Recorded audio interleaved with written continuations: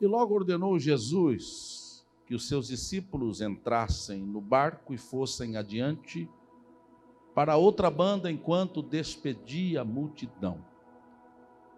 E despedida a multidão, subiu ao monte para orar à parte. E chegando já à tarde, estava ali só. E o barco já estava no meio do mar, açoitado pelas ondas, porque o vento era contrário. Mas à quarta vigília da noite, dirigiu-se Jesus para eles, caminhando por cima do mar. E os discípulos, vendo-o caminhar sobre o mar, assustaram eles, dizendo: é um fantasma, e gritaram com medo. Jesus, porém, lhes falou logo, dizendo: tende bom ânimo, sou eu, não temais.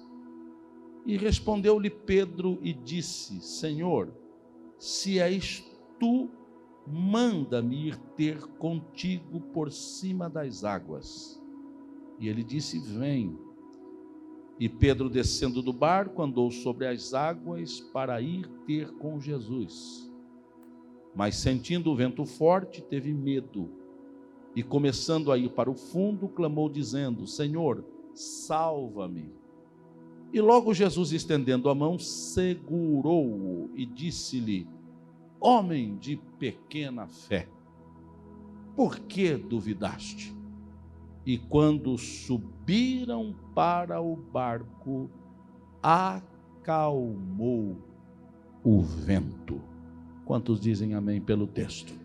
Queridos, os milagres de Jesus Cristo, eles tinham objetivos distintos. Primeiro, alcançar alguém que no momento era carente de um milagre.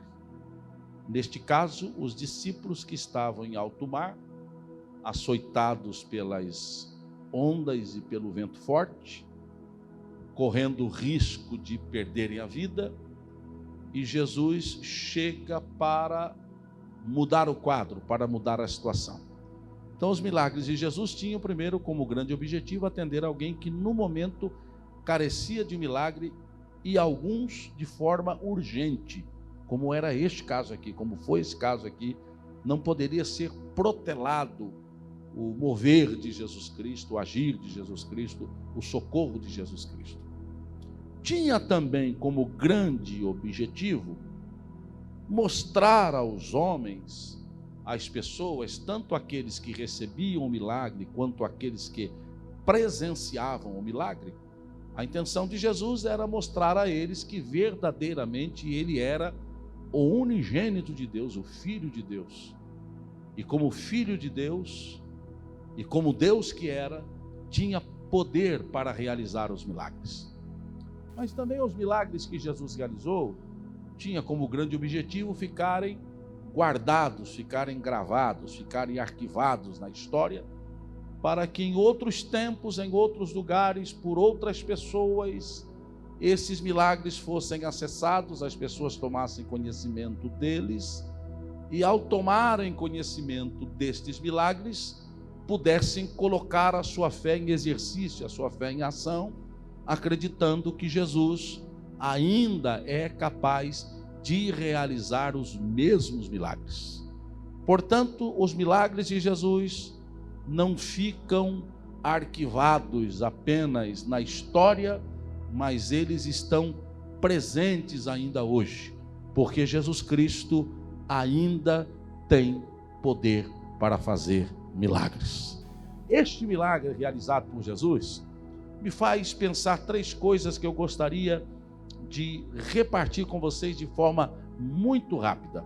A primeira lição que eu poderia extrair deste texto, deste milagre, é acerca da necessidade que eu e você temos de vencer o medo.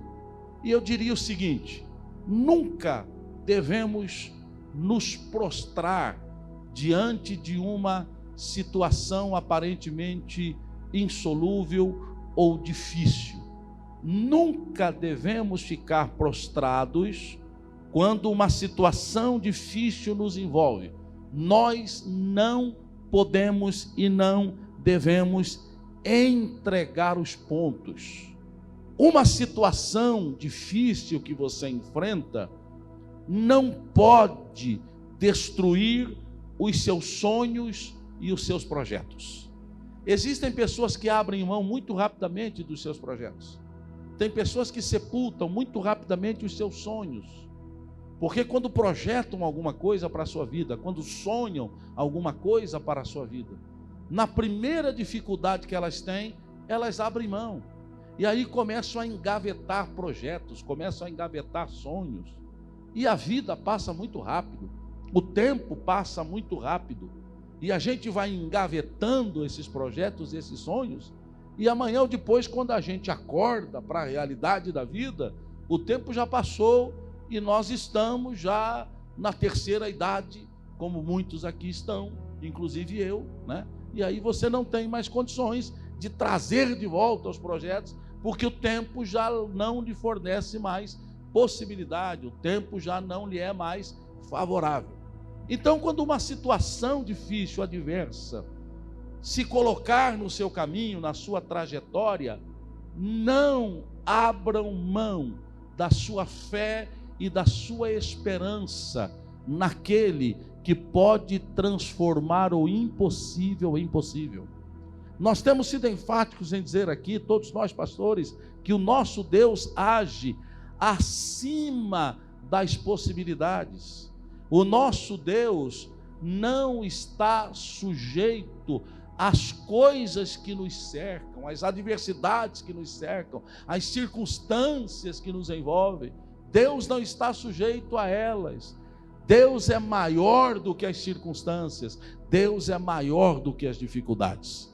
Por que eu disse que nós precisamos vencer o medo? Se vocês voltarem para o texto, e eu vou citar rapidamente, porque nós já lemos, né? Os discípulos entram no barco, Jesus vai para o monte orar, e durante essa travessia dos discípulos, eles são envolvidos por uma tempestade, por um vento forte, até que Jesus, que está lá no monte orando, contempla a aflição dos seus discípulos e vem para atendê-los. Se vocês analisarem este texto, vocês vão ver que um outro evangelista mostra que Jesus coloca os discípulos no barco, eles atravessam, fazem a travessia daquele braço de mar, que era na verdade um lago, e Jesus vai para o monte orar.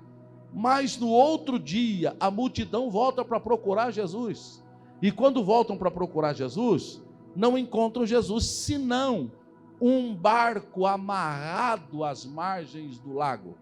Isso me faz entender que os discípulos, quando entram no barco para atravessar aquele braço, aquele lago, eles olham para o barquinho e pensam o seguinte: nós vamos atravessar, Jesus vai ao monte orar, depois Jesus toma o barco e vai nos encontrar lá do outro lado. Eles nunca poderiam imaginar que Jesus viria ao encontro deles por cima das águas. Mas Jesus esquece o barquinho ficou lá.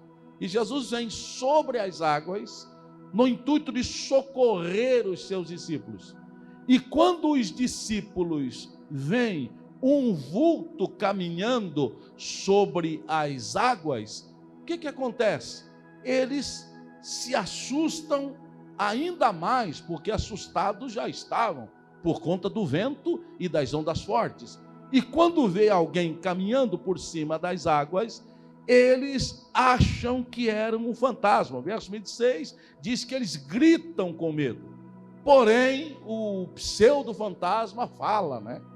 E diz: olha, tem de bom ânimo, sou eu, não temas. E eles reconhecem ser Jesus Cristo que vem ao encontro deles.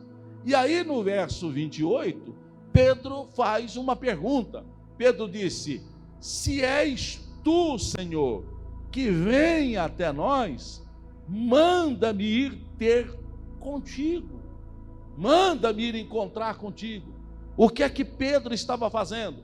Pedro não estava se prostrando diante de uma tempestade e nem daquilo que eles achavam que poderia ser um fantasma, mas Pedro estava se levantando no momento em que todos estavam amedrontados, no intuito de vencer o medo, destruir o medo. Os estudiosos do comportamento humano dizem que há vários tipos de medo, mas há 3 específicos que eu gostaria de citar nesta manhã. Há um tipo de medo chamado medo sadio. E o medo sadio consiste numa luz vermelha que acende lá no nosso subconsciente, quando nós estamos na iminência de enfrentar um perigo. Praticamente falando, é fácil de entender isso. Quando você termina o nosso culto aqui de manhã e você vai atravessar a rua para pegar o seu carro lá no estacionamento do outro lado, você tira o pé da calçada, coloca o pé na rua e de repente você olha e vê um carro que está vindo em sua direção. Então uma luz vermelha acende dizendo: olha, há um perigo eminente aí. Se você atravessar a rua, o que pode acontecer? Você pode ser atropelado pelo carro e perder a sua vida. O que é que você faz? Imediatamente você recua, espera o carro passar e depois que o carro passou, aí então você atravessa a rua. Isto chama-se medo sadio.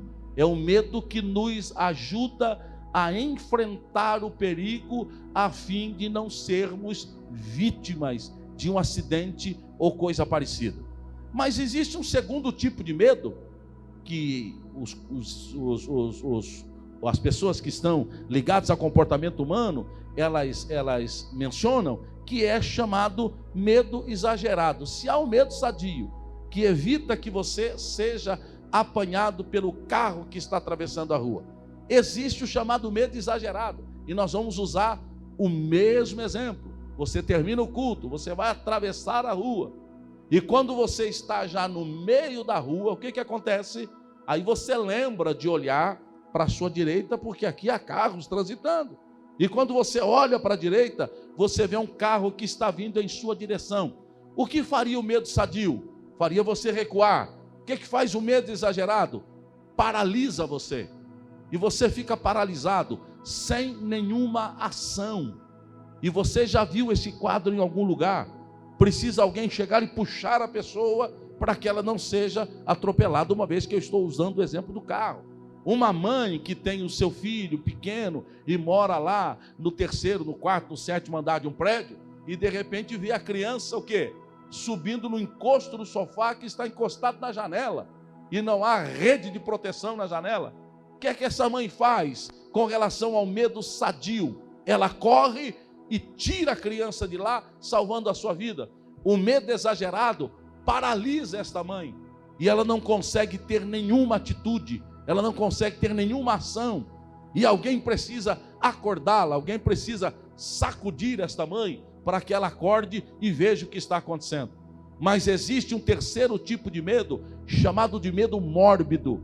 O medo mórbido é o pior de todos eles, porque se o medo sadio é aquela luz que se acende no nosso subconsciente, mostrando que há um perigo e nós reagimos diante dele, se o medo exagerado é aquele que nos paralisa diante de um perigo e precisamos da ajuda de alguém para que nos tire daquela situação de risco, o medo mórbido é aquele que nos impede de sair de casa, porque nós achamos que vamos sair de casa e vamos ser atropelados por um carro. Aí o medo mórbido diz: não saia de casa, não vá para a igreja amanhã, porque quando terminar o culto você vai ter que atravessar a rua e um carro vai te atropelar. E as pessoas acabam sendo escravizadas pelo medo mórbido. É isso que muitas pessoas vivem hoje. Não tomam nenhuma decisão na sua vida, não empreendem em absolutamente nada. E eu não estou falando apenas em questões da vida secular, mas estou falando também na nossa vida espiritual, que é mais importante do que a secular. Tem medo de tudo, são dominados pelo medo e não prosperam em nenhuma área. É interessante que Paulo, escrevendo a Timóteo, ele disse: olha, Deus não nos deu um espírito de medo, Deus não nos deu um espírito de temor, mas Deus nos deu um espírito de fortaleza. Crente precisa ser ousado, porque ele conta com a ajuda de Deus nas suas ações de ousadia. Glória a Deus. Nós não podemos ficar sufocados achando que nada vai dar certo na nossa vida, quando nós temos a promessa de Deus de que nele nós seremos mais do que vitoriosos. João, escrevendo a sua epístola, ele disse: olha, na caridade não há temor, porque o verdadeiro amor lança fora o medo. Que verdadeiro amor é este que João se refere? O verdadeiro amor que João se refere aqui é o amor de Deus manifestado em Cristo a favor de nós. Qual é a essência do cristianismo? Não é a manifestação do amor de Deus? Qual é o texto áureo do Evangelho? Não é Deus amou o mundo de tal maneira que deu seu Filho unigênito para que todo aquele que nele crê não pereça, mas tenha vida eterna? Ora, se a essência do cristianismo é o amor, e se João diz que o amor lança fora o medo, João está querendo dizer o seguinte: quando nós temos Cristo na nossa vida, quando a nossa confiança está depositada nele, quando a nossa dependência é dele, quando nós vivemos e agimos por ele, nós não temos o que temer, porque Cristo transforma a nossa fraqueza em força. Glória a Deus. Primeiro, quando vier uma dificuldade, não se prostre, levante-se, mostre a sua força. Glória a Deus. Mostre a sua força. Amém? Ah, pastor, não estou entendendo. Mostrar força que minha aqui não tem força nenhuma. A sua força é o reflexo da força de Cristo em você. Se você crê que o Senhor te fortalece, você é forte. Qual é a expressão de Pedro com relação às ações de Satanás? Resistir a quem? Resistir o diabo. E o que vai acontecer? Ele fugirá de vós. Agora eu pergunto: quem é que resiste o diabo por forças próprias? Quem é que consegue detê-lo com a sua própria força? Só conseguimos resisti-lo e colocá-lo para correr se a força de Cristo estiver em nós. Nesta manhã, seja fortalecido no Senhor para ser um vitorioso em todas as batalhas. Mas vamos em frente. Há uma segunda lição que eu gostaria de extrair desse texto, e vou rápido nesta manhã. Primeiro, você não pode se prostrar diante de uma situação difícil. Dá uma olhadinha para a pessoa do seu lado aí, e deixa eu fazer alguns aí continuarem zombando do pastor, como tem feito aqui, e alguns usando até esta tribuna para fazê-lo, mas eu, como tenho um coração de ouro, eu já perdoei todos vocês. Dá uma olhadinha para a pessoa do seu lado e diga: me ajuda a pregar, meu irmão. Diga para ele assim: está difícil, levante-se nesta manhã, porque Deus vai agir a seu favor. As coisas não estão de acordo com o que você deseja, levante-se nesta manhã, mostre a sua força. Pastor Rafael canta um hino, não sei nem se dá para cantar, hoje não dá, né? Está fora de ponto, né? Que fala exatamente sobre isto. Mostre a sua força. Quando você mostra a sua força, o inimigo bate em retirada. Escute, quando você mostra a sua força, o inimigo bate em retirada. Eu vou repetir: quando você mostra a sua força, o inimigo bate em retirada. Se prepare para nesta semana ver o inimigo bater em retirada, porque a força de Cristo agirá através da sua vida. Mas vamos para uma segunda lição deste texto. A segunda lição que eu encontro aqui está dentro desse verso e na sequência dele.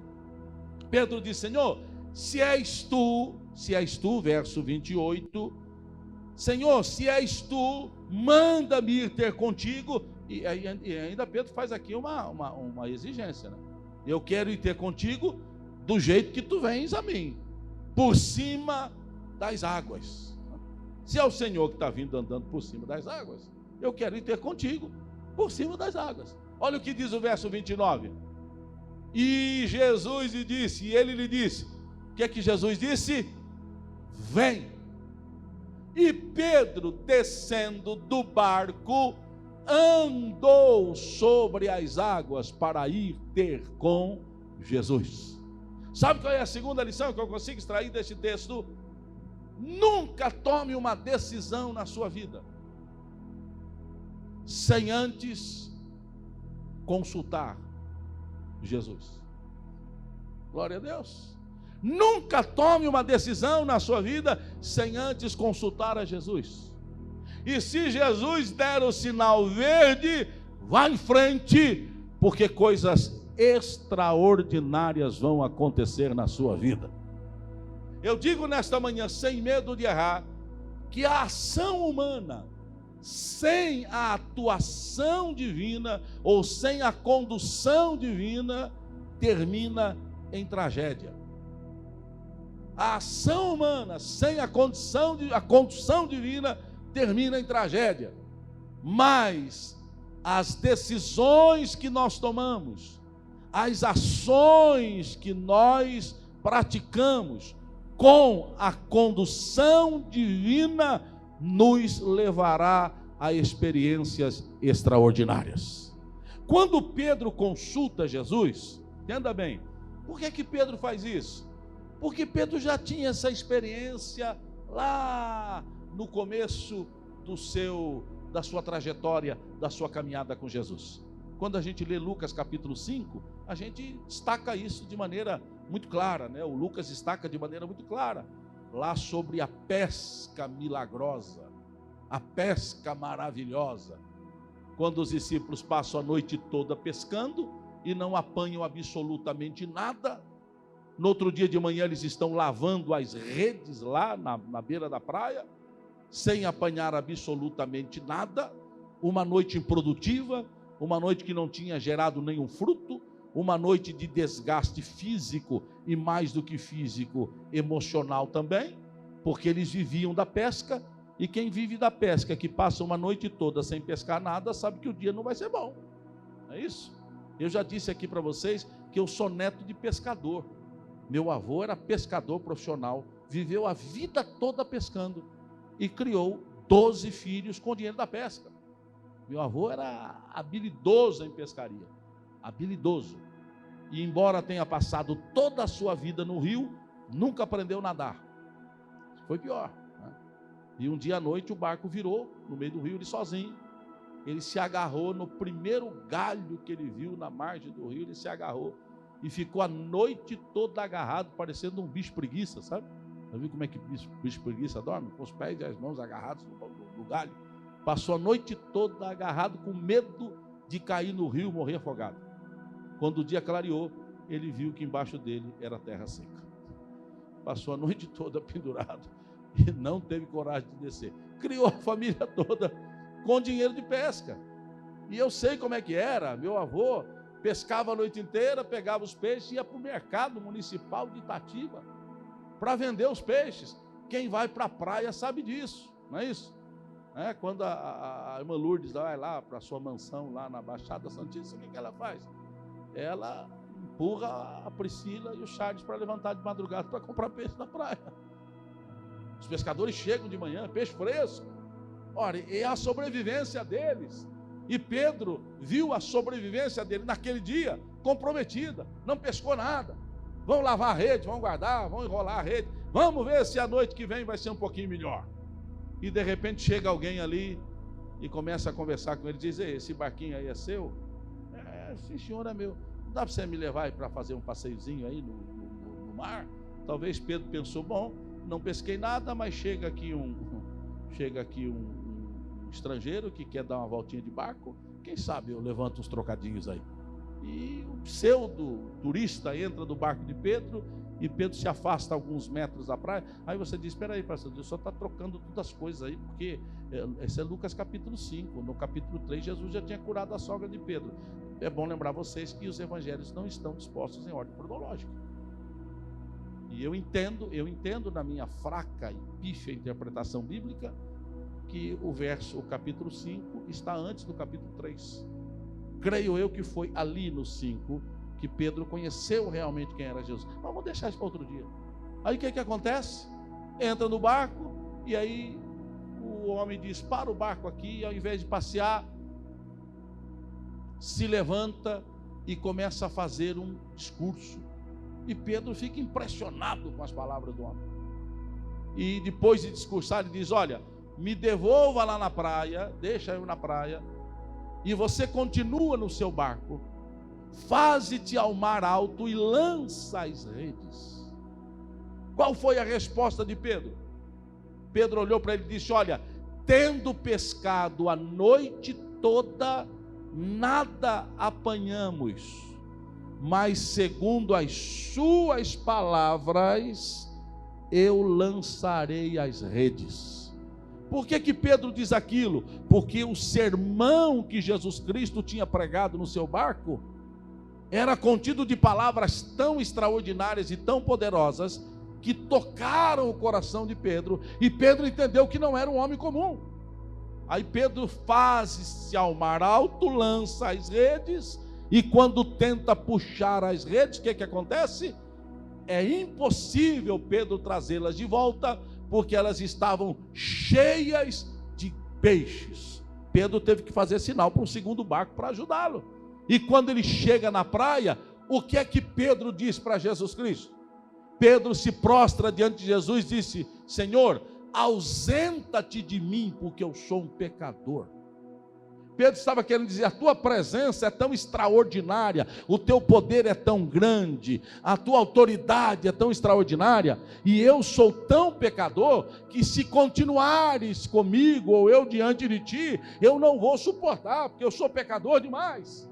Jesus olha para Pedro e disse: olha, não vou embora agora, e quando for te levarei comigo. Agora com um detalhe: a partir de hoje não serás mais pescador de peixes. A partir de hoje eu faço de você pescador de almas, pescador de homens. Pedro conhecia a voz de Jesus Cristo. Pedro sabia que quando Jesus fala, alguma coisa extraordinária acontece. Eu quero dizer a você nesta manhã: a voz de Jesus é voz de vitória. Eu vou repetir: a voz de Jesus é voz de vitória. Eu vou dizer a terceira vez: a voz de Jesus é voz de vitória. Quando Jesus fala, alguma coisa vai acontecer. Quando Jesus diz, tem que se prestar atenção àquilo que Jesus diz. Quando Jesus ordena, faça o que ele ordenou, porque a coisa vai dar certo. Glória a Deus. Aí Pedro diz: Senhor, se és tu, manda-me ir ter contigo sobre as águas. Jesus diz: vem. E Pedro não pensou duas vezes. Pedro colocou os pés para fora do barco e foi ao encontro de Jesus, andando sobre as águas. Glória a Deus. A gente canta aí, né? Se o mar não abrir, o que eu faço? Eu passo por cima das ondas. Mas não vi ninguém andar sobre as águas hoje. Eu não conheço ninguém. É lógico que é uma força de expressão, né? É uma linguagem que nós usamos para dizer que nós vamos atravessar, independente da possibilidade que o mar nos ofereça ou não. Mas quando eu chegar nos céus, se eu me lembrar disso, que vai ter tanta coisa bonita para ver lá, que de repente eu vou me esquecer de algumas coisas. Mas se eu me lembrar, eu quero ter uma conversinha com Pedro. Eu quero perguntar para Pedro como foi a experiência de andar sobre as águas. Eu vou dizer: irmão Pedro, conta para mim como é que foi aquilo. Porque lá na terra, todo mundo falou de você, mas ninguém soube explicar como é que você andou. Me explica como é que você andou. E eu tenho certeza, já até estou pensando qual vai ser a resposta de Pedro. Pedro vai dizer: rapaz, eu também não sei como eu andei, eu apenas ouvi o chamado de Jesus Cristo. Quando Jesus disse vem, eu não pensei duas vezes. Então ouça isso: não tome decisão na sua vida sem antes consultar a Jesus Cristo. Sabe por que muita gente anda quebrando a cara por aí? E as coisas não dão certo para elas? Porque elas não consultam a Jesus Cristo antes de tomar as suas decisões. Consulte a Jesus, receba o sinal verde dele, e ao receber o sinal, pode ir, meu irmão, que a sua vitória estará garantida. Mas eu vou encerrar esta rápida reflexão, tomando aqui a terceira lição deste texto. Vocês perceberam que Pedro vai, né? Pedro sai do barco, começa a andar sobre as águas, talvez um chão tão firme como este, mas de repente o texto diz que Pedro sente um vento forte. E quando Pedro sente o vento forte, coloca aí o verso 30, mas sentindo o vento forte, o que aconteceu com Pedro? teve medo. Aquele medo que ele venceu lá no verso 28, volta a bater no verso 30. Sentindo o vento forte, teve medo. E quando teve medo, o que aconteceu? Começa a afundar. O medo rouba dele a confiança. O medo rouba dele a fé. O medo rouba dele a determinação. O medo ofusca os seus olhos a ponto dele perder a visão de Jesus.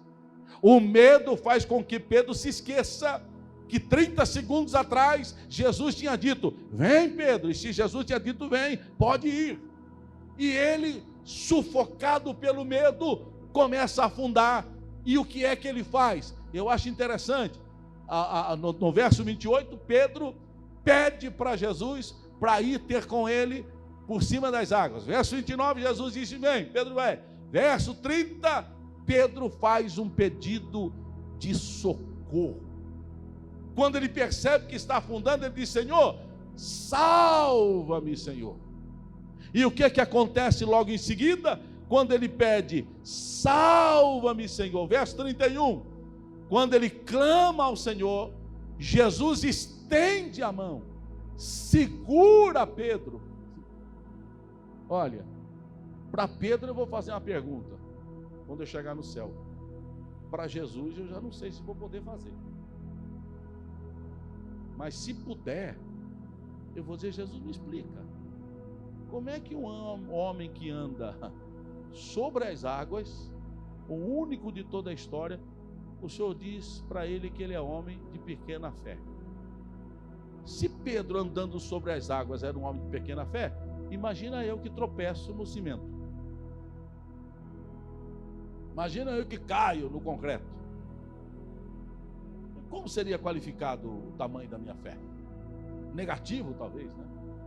Fé nenhuma. Escala negativa. Mas aí, Jesus olha para Pedro e diz: homem de pequena fé, por que duvidaste? Vai para o verso 32. E quando subiram para o barco, acalmou o vento. Deixa eu fazer a minha interpretação, a minha leitura desses versos. Eu acredito que quando Pedro diz: Senhor, socorre-me, o que aconteceu? O Senhor estende as mãos. Eles não estavam tão próximos do barco, porque Pedro já tinha saído dele. Acredito que Jesus toma Pedro e caminha com ele alguns passos sobre as águas. Talvez Jesus está dizendo: vou ensinar para você como é que anda sobre as águas, vem comigo. E caminha com Pedro até o barco. E quando coloca Pedro dentro do barco, quando Jesus entra para dentro do barco, aí é que ele acalma o vento. Eu acho interessante que quando Jesus estende as mãos e puxa Pedro para fora, uma vez que estava sucumbindo, Jesus não acalmou o vento. Jesus não acalmou o mar. O mar continuou encapelado e o vento soprando. Talvez Jesus disse: você precisa aprender, Pedro, a andar sobre as águas, não só em tempos de calmaria.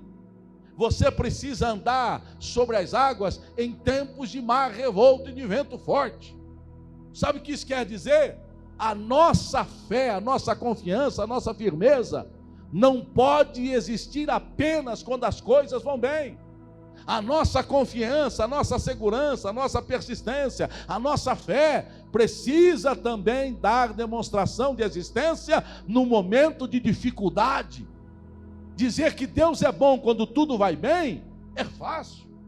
Dizer que Deus cuida de nós quando não há nenhum problema na família, nenhum problema em casa, nenhum problema financeiro, a vida profissional vai a 1000 por hora, aí é fácil. Mas quando a dificuldade chega, o aperto chega, a prova chega, aí é que eu quero ver quem tem coragem de levantar a voz e dizer: Deus é bom, Deus é fiel, Deus é poderoso, Ele é o meu amigo. Era isso que Jesus queria mostrar para Pedro. Pedro, confiança deve existir de forma dobrada, multiplicada no momento do aperto. Eu digo a você hoje, se você está passando algum tempo de aperto na sua vida, renove as suas forças e a sua confiança neste culto. O Senhor te trouxe aqui para renovar as suas forças. Você vai continuar andando sobre as águas, mesmo com vento forte. E quando você estiver no lugar seguro, aí Deus vai acalmar a tempestade e fazer com que o mar se aquiete. Sabe qual é a terceira lição que eu entendo aqui? Se eu e você queremos prosseguir numa vida de conquista, numa vida de vitórias, nós precisamos acreditar no socorro de Jesus Cristo. Nós precisamos acreditar no socorro de Jesus Cristo. Amém ou não? Precisamos acreditar que Jesus vem em nosso socorro. Deus é o meu refúgio e fortaleza, socorro bem presente na angústia. Glória a Deus. Dá para repetir comigo? Deus é o nosso socorro e fortaleza. Deus é o nosso refúgio e fortaleza, socorro bem presente na angústia. Salmo 46. Não é isso? Deus é o nosso refúgio e fortaleza, socorro bem presente na angústia. Vamos repetir? 1, 2, 3.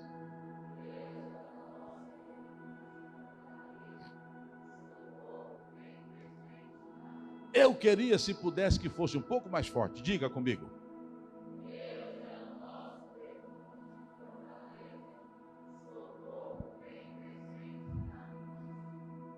Escute o que eu vou dizer para encerrar essa nossa reflexão. Não importa por quanto tempo o vento ainda vai soprar.